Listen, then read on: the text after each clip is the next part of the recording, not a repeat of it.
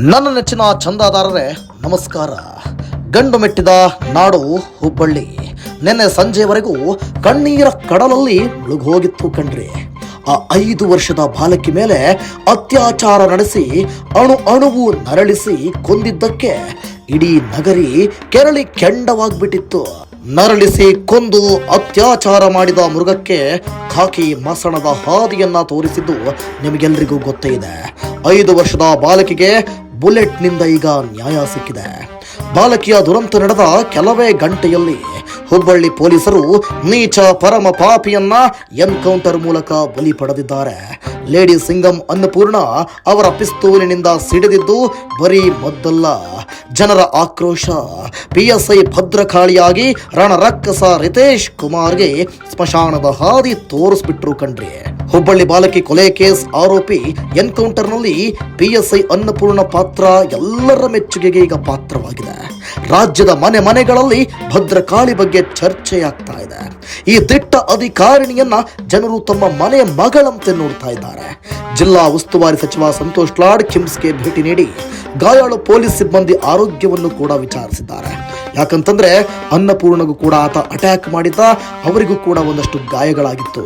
PSI ಅನ್ನಪೂರ್ಣರನ್ನ ನೋಡಿದ ತಕ್ಷಣ ಸಂತೋಷ್ ಲಾಡ್ ಸಚಿವರು ಸಲ್ಯೂಟ್ ಮಾಡಿದ್ದಾರೆ. ನಿಜಕ್ಕೂ ಇದು ಬಹಳ ಹೆಮ್ಮೆಯ ವಿಷಯ. ಬಾಲಕಿ ಕುಟುಂಬಕ್ಕೆ 10 ಲಕ್ಷ ಪರಿಹಾರ ಹಾಗೂ ಮನೆ ನೀಡುವುದಾಗಿ ಕೂಡ ಸರ್ಕಾರ ಘೋಷಣೆ ಮಾಡಿದೆ.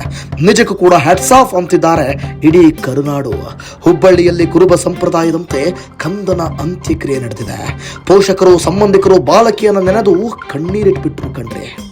ಏನು ಅರಿಯದ ಮುಗ್ಧ ಬಾಲಕಿಯ ಜೀವ ತೆಗೆದಂತಹ ಈ ಆರೋಪಿ ರಿತೇಶ್ ಕುಮಾರ್ ಎನ್ಕೌಂಟರ್ಗೆ ಬಲಿಯಾಗಿದ್ದು, ಈ ಎನ್ಕೌಂಟರ್ನಲ್ಲಿ ಭಾಗಿಯಾದ ದಿಟ್ಟ ಮಹಿಳಾ ಪೊಲೀಸ್ ಅಧಿಕಾರಿ PSI ಅನ್ನಪೂರ್ಣ ನಡೆಗೆ ನಮ್ಮಿಂದಲೂ ಕೂಡ ಸಲ್ಯೂಟ್.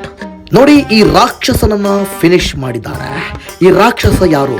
ಒಂದೊಂದೇ ಪಾಯಿಂಟ್ಸ್ ನೋಡ್ತಾ ಹೋಗೋಣ. ರಿತೇಶ್ ಸಾಮಾನ್ಯದವನಲ್ಲ, ಅವನೊಬ್ಬ ಸೈಕೋಪಾತ್. ಆ ದೃಶ್ಯವನ್ನ ನೋಡಿದ್ರೆ ಗೊತ್ತಾಗುತ್ತೆ ಈತನೊಬ್ಬ ಸೈಕೋಪಾತ್ ಅಂತ. ಚಾಕ್ಲೇಟ್ ನೆಪವೊಡ್ಡಿ ಅಪಹರಣ ಮಾಡಿದ್ದ. ಚಾಕ್ಲೇಟ್ ಕೊಡಿಸ್ತೀನಿ ಬಾರಪ್ಪ ಅಂತೇಳಿ ಕರೆದು ಅಪಹರಣ ಮಾಡಿದ್ದ 5 ವರ್ಷದ ಬಾಲಕಿಯನ್ನ ನಿರ್ಮಾಣ ಹಂತದ ಶೌಚಾಲಯಕ್ಕೆ ಕರೆದೊಯ್ದ. ಆಗ ತಾನೇ ನಿರ್ಮಾಣ ಆಗ್ತಾ ಇತ್ತು. ಆ ಶೌಚಾಲಯಕ್ಕೆ ಕರೆದೊಯ್ದ. 5 ವರ್ಷದ ಬಾಲಕಿ ಮೇಲೆ ಅತ್ಯಾಚಾರಕ್ಕೆ ಯತ್ನಿಸಿದ್ದ. ಕೇವಲ 5 ವರ್ಷ ಅಂತ ಬಾಲಕಿಯ ಮೇಲೆ ಅತ್ಯಾಚಾರಕ್ಕೆ ಯತ್ನಿಸಿದ್ದ. ಬಾಲಕಿ ಚೀರಾಟ ಕೇಳಿ ಸ್ಥಳೀಯರು ಶೆಡ್ಗೆ ಬಂದಿದ್ರು. ಜನರನ್ನ ಕಂಡು ಬಾಲಕಿಯ ಕತ್ತು ಹಿಸುಕಿ ಕೊಂದಿದ್ದ. ನೋಡಿ, ಯಾವಾಗ ಜನರು ಶೆಡ್ ಕಡೆ ಬಂದ್ರು ಆಗ ಜನರನ್ನ ಕಂಡು ಆ ಬಾಲಕಿಯನ್ನ ಕತ್ತು ಹಿಸುಕಿ ಈತ ಕೊಂದಿದ್ದ.